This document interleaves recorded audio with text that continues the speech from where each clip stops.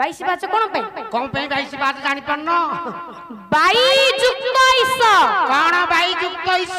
22 by हेले आज्ञा लक्ष्मी ठाकुराणी मां लक्ष्मी तांको ईश किए तांको ईश नारायण जगन्नाथ क्या कथा प्रभु ए जगन्नाथ को पहाच ही थिबारो आना 22 पहाच हरे कृष्ण गोविंद हरे मुरारे भाव से हे नाथ नारायण वासुदेव आज्ञा 10 अवतार जदि गोड़ संख्या गणति करिवे अरे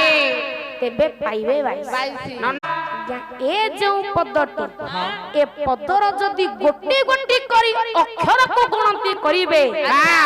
तेबे पाइबे 22 हां 22 हबो होउची तो एणुआन 22 बाबा आउ 22 काई की कोन पाई की